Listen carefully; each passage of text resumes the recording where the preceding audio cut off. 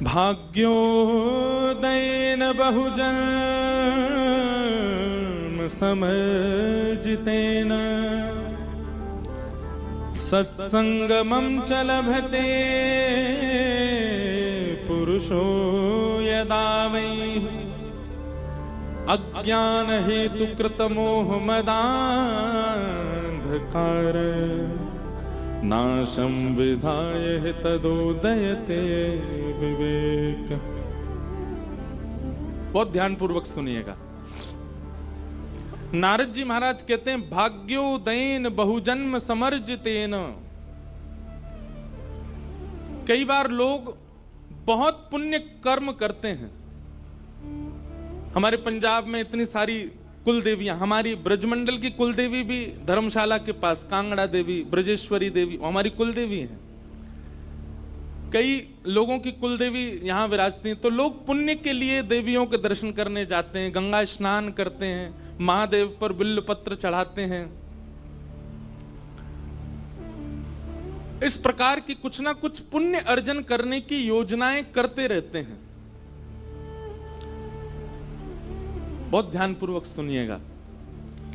लेकिन कई बार बहुत पुण्य करने के बाद भी, बहुत अच्छा व्यवहार रखने के बाद भी, बहुत अच्छी बुद्धि रखने के बाद भी हमारे साथ अच्छा नहीं होता। कुछ ना कुछ चलता ही रहता है और फिर हम ये सोच में पड़ जाते हैं कि मैंने कुछ इतना खराब तो किया नहीं, फिर मेरे साथ ऐसा क्यों होता है। इसके पीछे दो बातें। पहली बात कि प्रारब्ध व्यक्ति कब भोगेगा ये कोई नहीं जानता, वो कभी भी भोग सकता। आज भीष्म पितामह का चरित्र आएगा कथा में। भीष्म पितामह भगवान श्री कृष्ण से कहते हैं कि मुझसे ज्यादा पापी दुर्योधन, मुझसे ज्यादा पापी दुशासन, मुझसे ज्यादा पापी ये सारे कौरवजन, इन लोगों को इतना कष्ट नहीं हुआ होगा मृत्यु में जितना कष्ट आपने मुझको दिया है। एक बाण एक गदा में सबका वध हो रहा है और मुझको आपने असंख्य बाण मारे। मैंने इतना बड़ा पाप किया है क्या कोई? नाथ, अपने 100 जन्मों की मुझको याद है, मैंने इतना बड़ा, इतना भयावह पाप तो नहीं किया कि आपने मुझे इतनी बड़ी पीड़ा दी। तो भगवान कहते हैं कि भीष्म पितामह 100 ही जन्म होते हैं क्या? 101वां नहीं हो सकता। तुमको 100 जन्मों की याद है और मैं तुम्हें 101वां जन्म बताऊं तो? भीष्म पितामह बोले मतलब मैं बाणों की सैया पर 101वें जन्म का प्रारब्ध भोग रहा हूं। भगवान बोले हाँ। भीष्म पितामह ने हाथ जोड़ लिए, बोले धन्य नाथ, ये तो आप ही संभालो इस काम को, हमारे तो पूरी बुद्धि घूम जाएगी, हम समझ ही नहीं पाएंगे कि हम किस कर्म का कर्तव्य, किस कर्म का फल भोग रहे हैं अभी। इसलिए भैया वृंदावन रस में रहवे वारे इनको फर्क ना पड़े, जीवन में जो होता रहे। वे तो यही विचार करें कोई जन्म को कब कहां को कहां भोग रहे हैं, भैया भोग लो, निवृत्त है लो। जीवन में आने वाले प्रारब्ध जो हैं ये हमारी परीक्षा है। संसार एक विद्यालय है, विद्यालय में जाने वाले को परीक्षा देनी पड़ती है। और यदि विद्यालय जाने वाला बालक ये कहे मैं परीक्षा नहीं दूंगा, ये तो कोई तुक नहीं बैठा ना। इसलिए यहां पर परीक्षाएं होती हैं हमारे प्रारब्ध के रूप में, उनको भोग लेना चाहिए। उसके प्रति यह भावना नहीं रखनी चाहिए कि नहीं नाथ ऐसा क्यों कर रहे हैं, नाथ ये क्यों हो रहा है, नाथ ऐसा क्यों हो रहा है। तो हम जिस विषय पर चर्चा कर रहे हैं वो ये है कि कई बार हम बहुत पुण्य करते हैं, बहुत अच्छा करते हैं, लेकिन फिर भी हमारे साथ अच्छा नहीं होता। तो हम ये सोचते हैं कि वो पुण्य जा कहां रहा है जो हम कर रहे हैं, इकट्ठा हो रहा है, अर्जित हो रहा है। फिर प्रश्न हुआ तो फिर वो इकट्ठा हुआ जो पुण्य है उस पुण्य का फल कब मिलता है? आपको माननी पड़ेगी ये बात, पर ये सत्य है। भागवत जी कहती हैं जिस समय आप कथा सुनने का मन बनाते हैं और भगवत चर्चा सुनने के लिए पंडाल में उपस्थित होते हैं, उस समय यही सोचना चाहिए हमारे द्वारा जितने किए गए पुण्य हैं उन सबके फल के रूप में आज हमको हरि चर्चा मिल रही है, भगवत चर्चा मिल रही है। आप किसी रसिक की वाणी सुनते हैं, अच्छा आजकल तो पुण्य हमारे कुछ ज्यादा ही मिल रहे हैं हमको, हैं? इंस्टाग्राम खोलो, वहां पर भी कोई ना कोई भजन, कोई ना कोई चर्चा, कोई ना कोई प्रवचन सुनने को मिल जाता है ऐसे रसिक जनों के।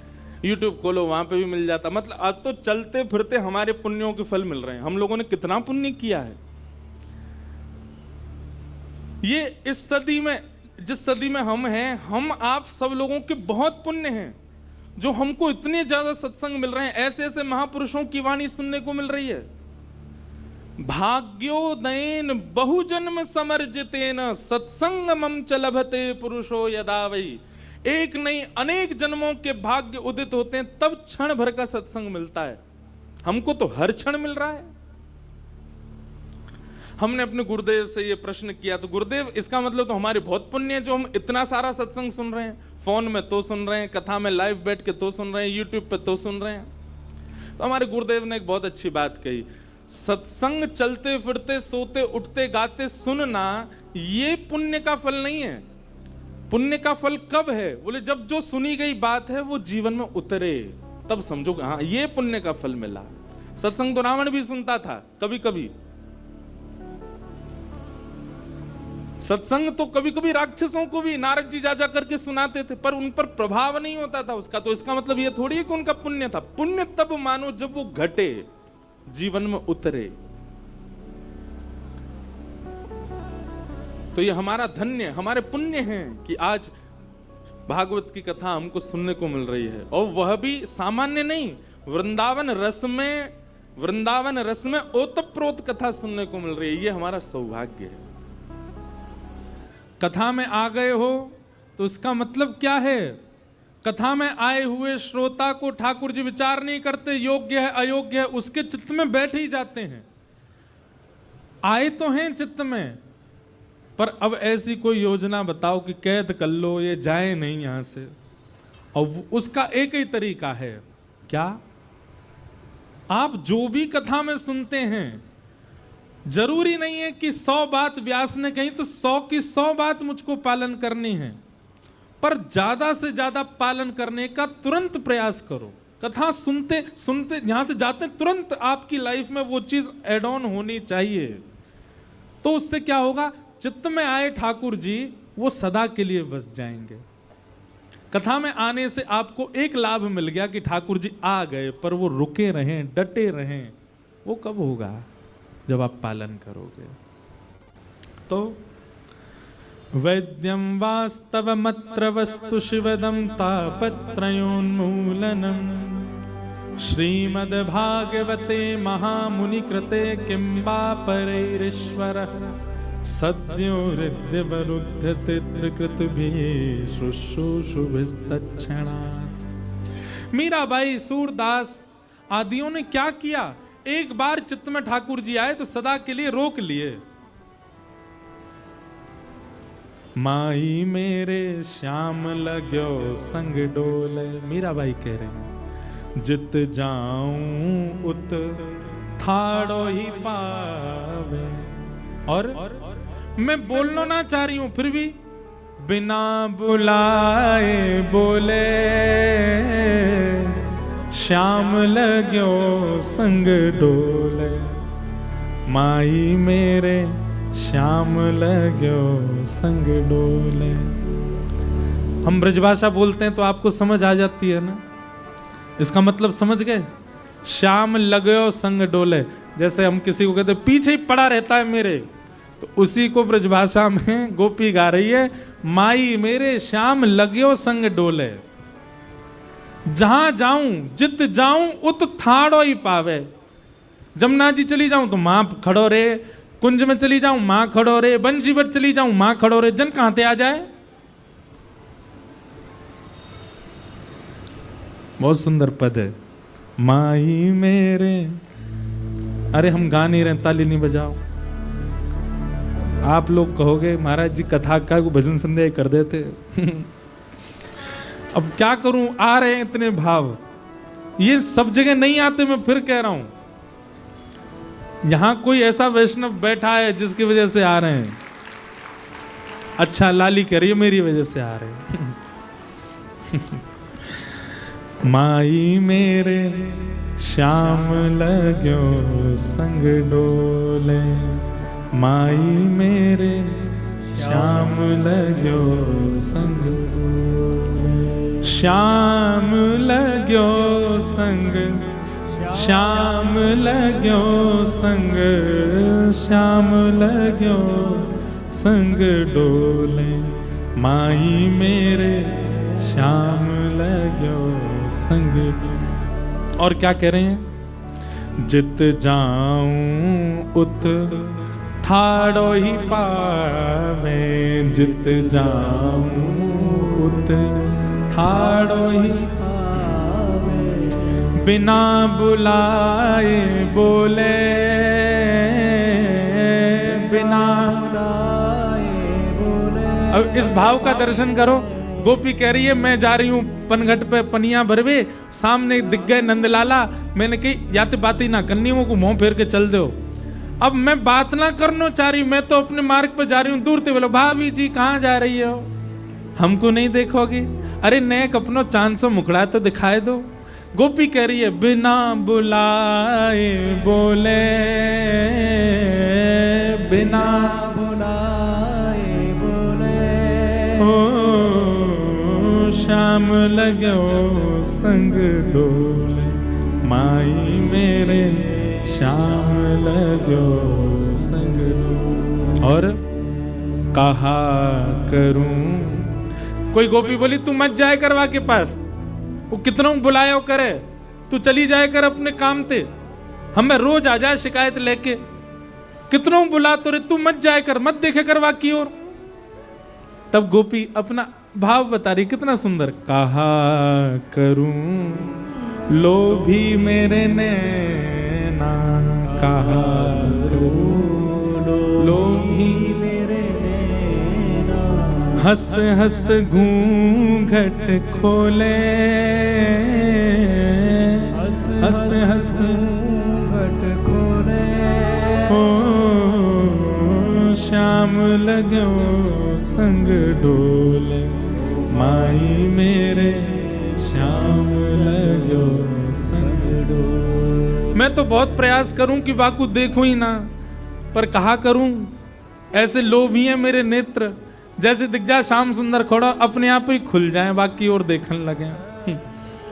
तो ठाकुर जी आ गए चित्त में, अवसर है आप सबके पास, यहां बैठे हर व्यक्ति के चित्त में श्री लाल जी बैठे हैं इस वक्त। और ये मैं नहीं कह रहा हूं, श्रीमद् भागवत जी के प्रथम स्कंद में ही वर्णन है कि आप कथा आकर के बैठ के सुनते हैं तो आपके चित्त में ठाकुर जी आ जाते हैं। पर वही बात है, हम आपके घर आए, अब आपका कमरा हमको नहीं पसंद आएगा तो हम बोल देंगे ना कि भाई हम जा रहे हैं, हम कहीं और रुक जाएंगे, यहां मन नहीं लग रहा हमारा। ठीक वैसे ही ठाकुर जी अभी चेक तो कर लिया, अब 7 दिन चेक कर रहे हैं आप सबके चित्त रूपी कक्ष को। जब उनको दिखेगा कि भाई ये हमारे लायक नहीं है, हमारे योग्य नहीं है, तो ठाकुर जी चले जाएंगे। काहे कोई इस अवसर को गवाओ, ऐसा करो कि श्री ठाकुर जी सदा के लिए चित्त में ही विराज जाएं। वैद्यम वास्तव मत्र वस्तु शिवदम, ऐसा संबंध बना लो ठाकुर जी से। तो उसके लिए 2 काम करने। पहली बात, कथा में 100 बातों में से कम 10 बातें तो आप उतारो जीवन में। और दूसरी बात, ठाकुर जी से कोई संबंध बना लो, ठाकुर जी संबंध बना लो, कथा की 10 बातें कम से कम जीवन में उतारो। नहीं जाएंगे ठाकुर जी चित्त छोड़ के, सदा चित्त में रमण करेंगे, सदा चित्त में विहार करेंगे। राधा रमण जी कौन है? ये सप्तनिधि मंच पर ये कौन है? ये आचार्यों के चित्त में जो प्रकट हुए वही हम सब के लिए बाहर प्रकट हो गए। राधा रमण जी कौन है? श्री गोपाल भट्ट जी के चित्त में विराजते थे, उन्हीं के भक्ति भाव विरह भाव से प्रकट होके प्रत्यक्ष आ गए। कुंज बिहारी लाल कौन है? श्री स्वामी हरदास जी के चित्त के जो ठाकुर जी, जिनसे वो चित्त में ही लाड़ लड़ाते थे, वही चित्त से बाहर प्रकट होकर के आ गए, वही बिहारी जी हैं। हितरवंश महाप्रभु के चित्त के ठाकुर जी श्री राधा वल्लभ लाल, रूप सनातन के ठाकुर जी मदन मोहन और गोविंद देव, मधु पंडित के ठाकुर जी श्री गोपीनाथ, और जुगल किशोर के ठाकुर जी श्री हरिराम व्यास के ठाकुर जी श्री जुगल किशोर। ये सब उनके चित्त के ठाकुर जी हैं, चित्त से प्रकट है गए। बस सप्त निधियों में 3 ठाकुर ऐसे हैं, ध्यान से सुनना, इन सप्त नदियों में 3 ठाकुर ऐसे हैं जो आज के नहीं है, बहुत पहले ही वो आ चुके थे। कौन कौन? गोविंद देव, गोपीनाथ और मदन मोहन। बिहारी जी को स्वामी जी ने प्रकट किया, राधा वल्लभ लाल जी को श्वेत द्वीप में महादेव सेवा करते हैं हरिवंश महाप्रभु लेकर के आए, और राधा रमन जी को गोपाल भट्ट गोस्वामी जी ने प्रकट किया। जुगल किशोर जी जुगल वन में, वृंदावन में किशोर वन है, किशोर वन में प्राप्त हुए। पर ये 3 ठाकुर मदन मोहन, गोपीनाथ और गोविंद देव, इन 3 ठाकुरों का निर्माण भगवान के पर पौत्र वज्रनाभ ने किया था। अब हम रूप गोस्वामी को कैसे मिले ठाकुर जी वो सुनते हैं। तो श्री चैतन्य महाप्रभु प्रवचन कर रहे थे और उस प्रवचन में सामने रूप गोस्वामी बैठे हैं। तब चैतन्य महाप्रभु ने बताया कि वृंदावन, किसी ने कहा बोले वृंदावन में मंदिर तो एक भी नहीं है, पहले तो वृंदावन केवल वन ही था ना, ठाकुर जी थोड़ी विराजते थे। तब चैतन्य महाप्रभु प्रवचन करते हुए ये कथा सुनाते हैं, ये भागवत जी के दूसरे महात्म की कथा है।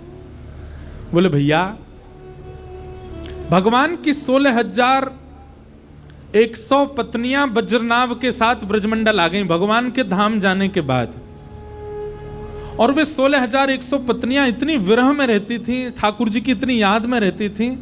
तब वज्रनाभ ने सांडिल्य मुनि को बुला करके पूछा कि मैं क्या करूं कि मेरी माताओं को थोड़ी प्रसन्नता हो।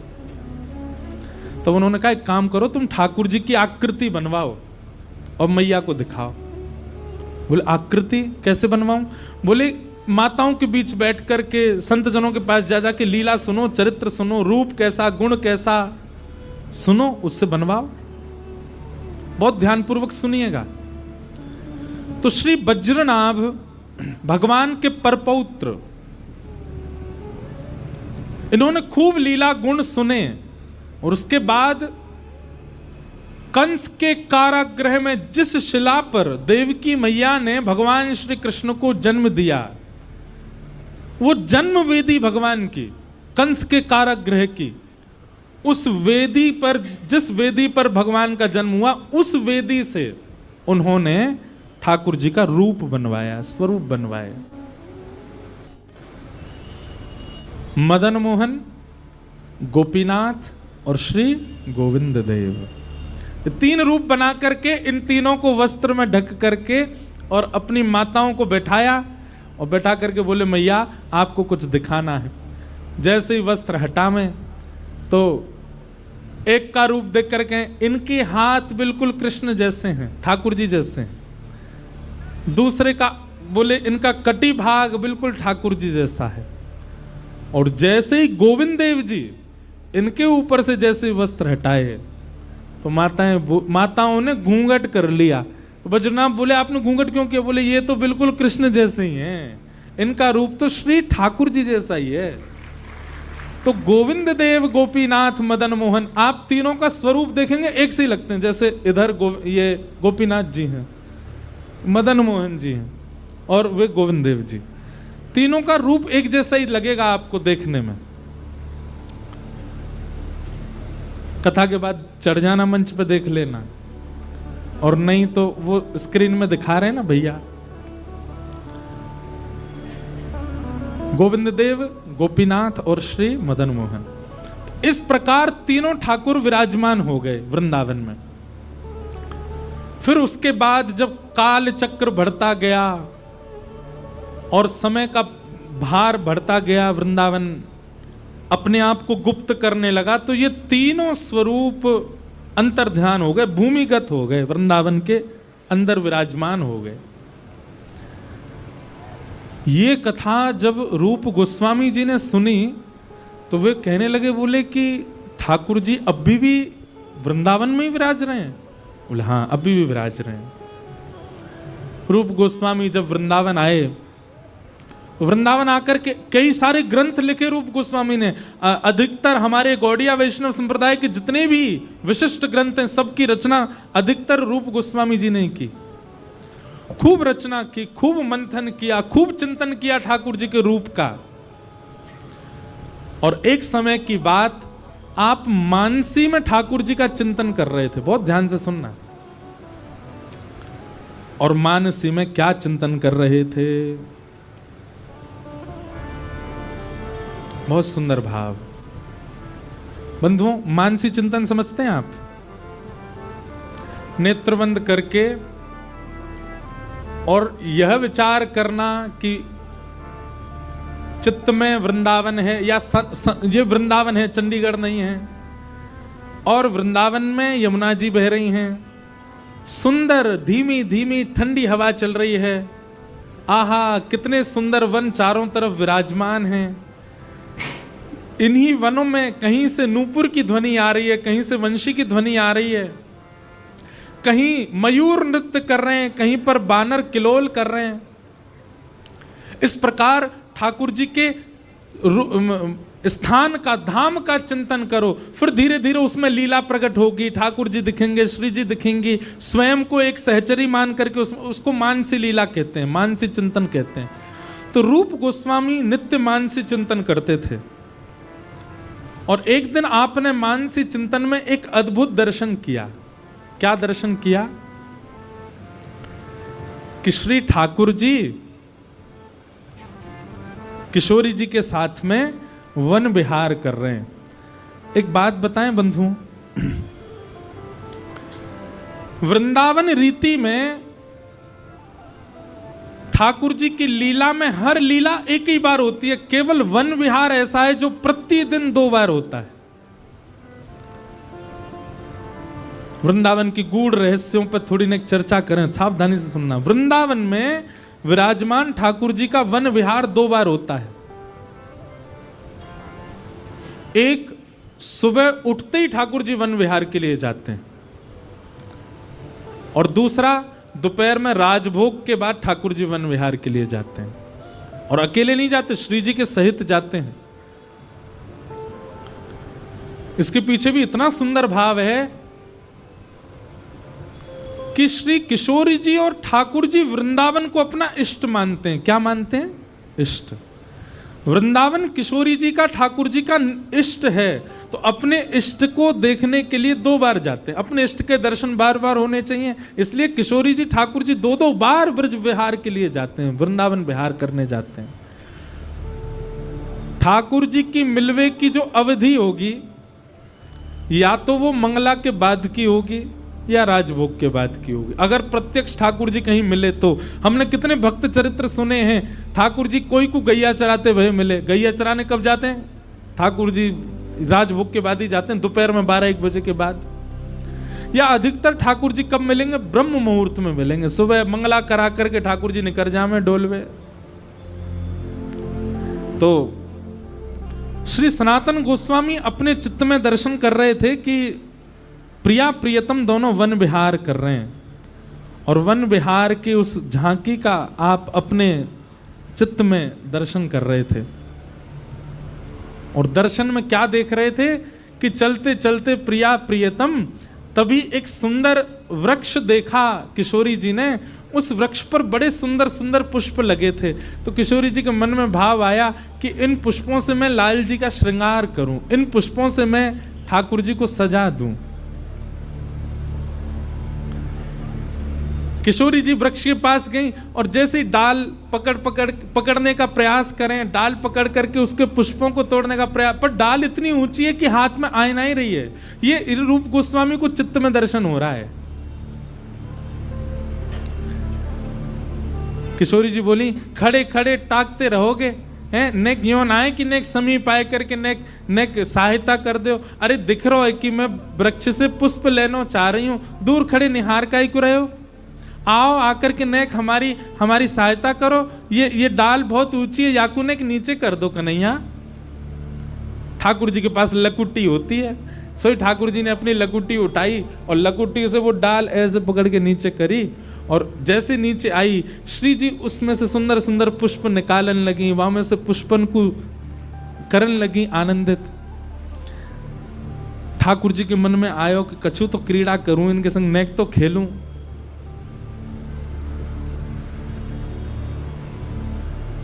श्री जी पुष्प निकालते निकालते निकालते अचानक से श्री जी ने वो डाल जैसी पकड़ी ठाकुर जी ने अपनी लकुट हटा दी। लकुट हटाती डाल ऊपर गई, श्री जी वासो लटक गई। अब श्री जी जैसे ही लटकी, ठाकुर जी बोले अब ऐसे ही रहो, मैं आपको निहारता रहूंगा, ऐसे ही रहो। श्री जी बोली ऐसे ना करो, कहने जल्दी आको नीचे करो। अरे देखो कोई को पता चल गई बरसाने में तुम्हारी शिकायत है जाएगी। अब इस स्वरूप का श्री रूप गोस्वामी दर्शन कर रहे हैं। आहा,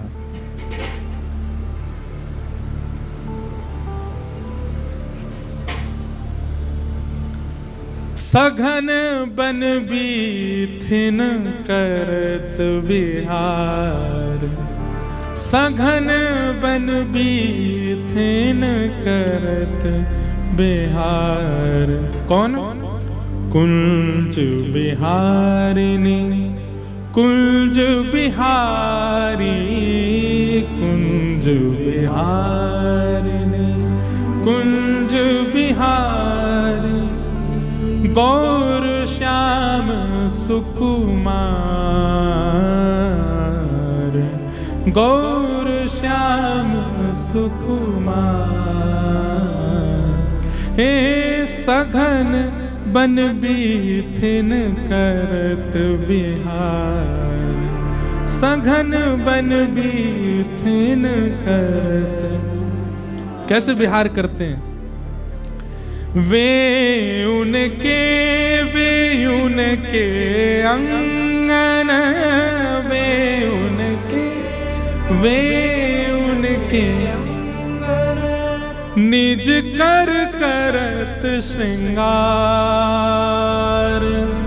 निज कर करत श्रृंगार। भूषण सुमन सजनख सिखलो, भूषण सुमन सजनख सिखलो। सखियन के सरदार, बन बीथिन करत बिहार, सघन बन बीथिन करत बिहार, सघन बन बीथिन करत बिहार। समझ में आ रही ना? वे उनके परस्पर करत श्रृंगार, एक दूसरे को श्रृंगार करते हुए चल। इस भाव का दर्शन कर रहे हैं रूप गोस्वामी अपने चित्त में। आहा, गलवैया दीने रंग मीने, गलवैया दीने रंग मीने। दंपतियां प्राण आधार, दंपति प्राण आधार। रहे मिलाए कपोल प्रेम कर, रहे मिलाए कपोल प्रेम।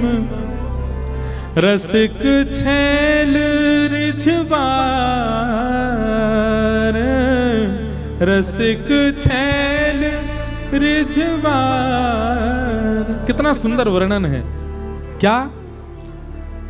गलवैया दीने रंग मीने, एक दूसरे के गले में गलवैया दे रखी है श्यामा श्याम ने। दंपति प्राण आधार, और रहे मिलाए कपोल प्रेम कर। और गलवैया देख के कितने समीप है एक दूसरे के, कि यहां से ठाकुर जी को और वहां से श्री जी के दोनों के गाल स्पर्श है रहे हैं। आहा, रहे मिलाए कपोल प्रेम कर, रसिक छैल रिझवार। की करत बन बीथिन में बिहार। इस प्रकार रूप गोस्वामी को दर्शन हो रहा है और श्री जी के संग ठाकुर जी ने क्रीड़ा कर दी है महाराज, डाल नीचे करके, और श्री जी ने जैसी पगड़ी सोई डाल छोड़ दी है, श्री जी लटक गई हैं वासों। अब इस छवि को देख करके रूप गोस्वामी जोर जोर से हंसन लगे। जय हो जय हो जय हो, वृषभानु के जमाई की जय हो, अरे लाला तेरी लीला के, अरे श्री जी समेत रह जाएंगी, अरे लाला डाल नीचे कर ले। और हंसे सो हंसे ठाकुर जी की लीला सोच करके। तभी एक बिना पांव, एक पांव नहीं था उस व्यक्ति का, एक व्यक्ति सामने से जा रहा था और उस व्यक्ति को ऐसा लगा कि ये मेरी दुर्बलता पर हंस रहे हैं। मैं थोड़ा लंगड़ा करके चल रहा हूं तो मेरी दुर्बलता पर ये हंस रहे हैं। केवल उसने मन में ये विचार किया कि ये मेरी दुर्बलता पर हंस रहे हैं। जैसे ही ये सोचा, तुरंत ही वो छवि, किशोरी जी लटकी हुई हैं, ठाकुर जी जोर जोर से हंस रहे हैं, ये छवि अंतर ध्यान हो गई। रूप गोस्वामी के चित्त से वो छवि चली गई। रूप गोस्वामी विरह आतुर हो गए। हे प्राणधार कहां हो, हे श्याम सुंदर कहां हो, हे राधा गोविंद कहां हो, विलाप करने लगे। एक दिन, 2 दिन, 3 दिन बीत गए रोते रोते, लेकिन नेत्रबंद करके भी श्याम सुंदर दिख नहीं रहे हैं। तब आप आचार्य चरण के पास गए और जाकर के प्रार्थना की, ऐसे ऐसे लीला हुई, मैंने चित्त में ठाकुर जी का दर्शन कर रहा था और अचानक से ठाकुर जी अंतर ध्यान हो गए। अब मैं बहुत प्रयास कर रहा हूं, लीला प्रकट नहीं हो रही है। तब आचार्य चरण ने कहा, आपसे कोई वैष्णव या ब्रजवासी का अपराध बन गया है। ठाकुर जी की निज लीला में, ठाकुर जी की लीला में, ठाकुर जी की कथा में, ठाकुर जी के भजन में यदि आपकी पहले बहुत श्रद्धा थी और अब कम हुई है, तो निश्चित आप किसी वैष्णव का अपराध करके आए हैं। आप किसी ब्रजवासी को हीन दृष्टि से देख करके आए हैं। सनातन गोस्वामी, आपने निश्चित किसी ब्रजवासी का, भले ही मन से नहीं किया, भले ही जानबूझ करके नहीं किया, गलती से आपसे एक अपराध बन गया जिसके कारण आपका चित्त ऐसा हो रहा है। आप ब्रजवासियों को भंडारा करके कुछ पवा दो और सबसे क्षमा मांगो। एक ब्रजवासी के अपराध का दंड है कम से कम 100 ब्रजवासियों से क्षमा मांगो। रूप गोस्वामी ने अनेक ब्रजवासियों को बुलाया, सबका भंडारा करा, सबसे क्षमा मांगे, मुझे क्षमा कर दीजिए। अब सब लोग उनको हृदय से अरे अरे बाबा तेने कछु किया ही ना है, तू ऐसे काय कर। नहीं नहीं, मैं अपराधी हूं, मैंने बहुत बड़ा अपराध किया है, आप कृपा करके मुझे क्षमा कर दो। इतने सारे ब्रजवासियों से क्षमा मांगी, सब ब्रजवासी हृदय से, अरे बाबा तू काय को ऐसे सोचे, हमने क्षमा कर दियो, तेने कोई अपराध किया ही नहीं है, जा चकाचक है जाएगी, हमने आशीर्वाद दियो, तू प्रसन्न रहे सदा। अनेक ब्रजवासियों से आशीष लेकर के अपने गुरु के पास गए। बोले मैंने सबको भंडारा करा दिया, बोले अब जाके अपनी कुटिया में बैठ के ध्यान करो। जैसे रूप गोस्वामी अपनी कुटिया में आए, आकर के जैसे ही नेत्रबंद किया, तभी क्या पाते हैं कि पुनः वही डाल पर किशोरी जी लटकी वही और ठाकुर जी नीचे बैठ करके हंस रहे हैं। फिर से लीला प्रकट है गई और लीला का फिर विस्तार क्या हुआ कि श्री ठाकुर जी किशोरी जी को अपने ऐसे गोद में नीचे से उनके चरणन को कर रहे हैं और कह रहे हैं, श्री जी अब डाल छोड़ दो और सुनो, अब मेरे कंधा पे बैठ के चलो। और ठाकुर जी अपने कंधा पे बैठा के श्री जी को लेके जा रहे हैं, वन विहार करा रहे हैं। ऐसा सुंदर दर्शन श्री रूप गोस्वामी को हुआ। उसी दर्शन के बाद से रूप गोस्वामी इतने विरह आतुर होने लगे, वे कहने लगे, नाथ आप इसी वृंदावन में हो, वज्रनाभ ने आपके 3 स्वरूप बनाए थे, वो कहां हैं, मुझे मिल जाइए ना। अब मेरा मन, मेरे प्राण आतुर हैं निकलने को, नाथ मेरी प्रार्थना। अब तो विरह आतुर होकर के यमुना के तट पर बीथियों में, कुंज गलियों में विचरण करने लगे, हे नाथ कहां हो, हे नाथ कहां हो। जिस प्रकार गोपियां विरह आतुर होकर के हा नाथ रमण प्रेष्ठ क्वासी क्वासी महाभुज करते हुए सब जगह विचरण कर रही थी, वैसे ही रूप गोस्वामी सब जगह विचरण करने लगे। अत्यंत विरह आतुर रूप गोस्वामी एक वृक्ष के नीचे बैठ करके रुदन कर रहे हैं, नाथ क्या मेरे भजन में कोई त्रुटि है, मेरे भाव में कोई त्रुटि, आप मिल क्यों नहीं रहे मुझे। तभी आपके नेत्रबंद हुए और नेत्रों में श्याम सुंदर प्रकट हो गए और प्रकट होकर के बोले, तू चिंता मत करे, मैं जल्दी तो को मिल जाऊंगा, न एक धैर्य कर। और ऐसा कहकर के ठाकुर जी अंतर ध्यान हो गए। रूप गोस्वामी ने अपना भजन बढ़ा दिया। एक दिन वही स्वरूप जो उनके चित्त में आया था, वही स्वरूप का एक बालक अलग से भेष में, अलग से वस्त्रों में उनकी कुटिया पे आए और आकर के मानो बाबा से यूं बोले, बाबा, अरे बाबा ने एक मेरी बात सुन ले। रूप गोस्वामी नेत्र बंद करके भजन कर रहे थे। अब बोले ब्रजवासी बालक यहाँ आते रहते हैं, अब कहाँ कहाँ किसके सुनूं। बोले बाबा ने एक देख तो ले मेरी तरफ। रूप गोस्वामी ने नेत्र खोल करके देखा तो रूप छवि बिल्कुल वही थी जो चिंतन में आई थी, जो ठाकुर जी आके बोले थे मैं तो को जल्दी मिलूंगा, ये तो वही छवि है। रूप गोस्वामी तो स्तब्ध हो गए और सामने खड़े वो बालक कहने लगो, बाबा तो एक बात पूछनी है। हमारी एक गैया है और वो गैया रोज एक टीले पे जावे और टीले पे जाके अपने चारों थनन से दूध बहाए दे। मुझे तो ऐसा लगे कि मां कोई बैठो होगा टीले पे, हमारी गैया जाके सगरो दूध बाई को पिवाए आवे। बाबा अगर तुमने मेरी मदद कर दोगे तो वह टीला में देख तो लें चल के कौन है। ऐसा कहकर के बालक भागा। रूप गोस्वामी अपनी कुटिया से निकले, ढूंढने लगे कहाँ है बालक। तभी थोड़े थोड़े देखे, अरे बाबा मैं यहाँ हूँ इतकू आ जा, अरे बाबा मैं यहाँ हूँ इतकू आ जा, अरे बाबा मैं यहाँ हूँ। ऐसे करते करते और गोमा टीला के पास ठाकुर जी उनको ले गए। और तभी दृश्य क्या देखा, एक टीला था, एक छोटा सा टीला जैसा, पर्वत जैसा था, उसके ऊपर गैया खड़ी है, उसके चारों थनों से दूध निकल रहा है। सनातन गोस्वामी ऊपर गए, जाकर के संपूर्ण मिट्टी को हटाना प्रारंभ किया। 10 हाथ, अब वो बालक अंतर ध्यान हो गया वहां से इतना बताए करके। 10 हाथ भीतर तक मिट्टी खोदते रहे, निकालते रहे। और जैसे 10 हाथ पूर्ण हुए तभी वृंदावन के प्रथम ठाकुर श्री गोविंद देव जी वहां उनको प्राप्त हो गए। बोलो गोविंद देव लाल की।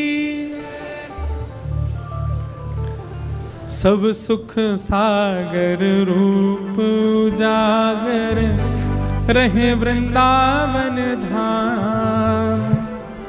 रूप गोस्वामी प्रगट कियो, रूप गोस्वामी प्रगट कियो, राधा गोविंद रूप निधान।